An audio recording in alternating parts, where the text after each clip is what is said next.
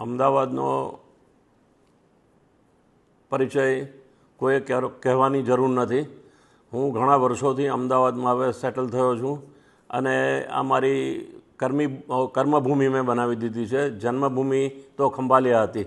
એટલે મને યાદ છે જ્યારે હું અહીંયા આવ્યો થોડા વર્ષો પહેલાં, ત્યારનું અમદાવાદ અને આજનું અમદાવાદ, જગન્નાથપુરી મંદિર હોય કે માણેક ચોકનો બજાર હોય કે પોળ હોય, આ બધામાં હું ફર્યો છું. અને અહીંયાની થાળી ખાવા માટે ખાસ કરીને વિશાલા બહુ પ્રખ્યાત હતું અને ફોરેનરો પણ ત્યાં આવીને જમવા આવતા હતા અને એની મજા આજે પણ છે. અને દરમિયાનમાં અહીંયા મોટેરા સ્ટેડિયમનું જે નિર્માણ થયું એનો પણ હું એક ભાગ હતો.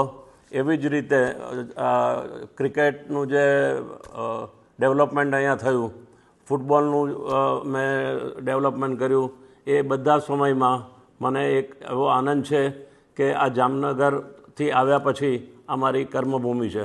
અમદાવાદીઓને હું એટલું જ અપીલ કરીશ કે આ નગર એ આપણા સૌનું છે અને તમે અમદાવાદની બહાર ગમે ત્યાં જાઓ, પરંતુ આપણે યાદ રાખવાનું કે આ બધી પોળ, ગામો અને નાના નાના કસ્બા જે આપણે જોયા, કેટલું મોટું અમદાવાદ પહેલાં હતું અને આજે કેટલું મોટું છે.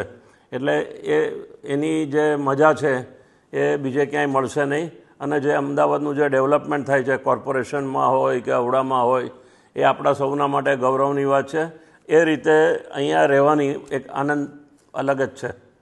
અમદાવાદમાં ઓલિમ્પિક થવાની તૈયારી જ છે અને થોડો સમય લાગશે, પણ એનું ઇન્ફ્રાસ્ટ્રક્ચર બનાવવાનું કામ શરૂ થયું છે.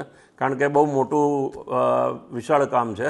એટલે તાત્કાલિક તો કોઈને ખબર નહીં પડે, પરંતુ એના પાયા આવી ગયા છે અને લોકો ઓલિમ્પિક માટે અહીંયા આવશે અને ત્યારે આખું ગુજરાત જ નહીં, આખું વર્લ્ડ અમદાવાદને જોશે.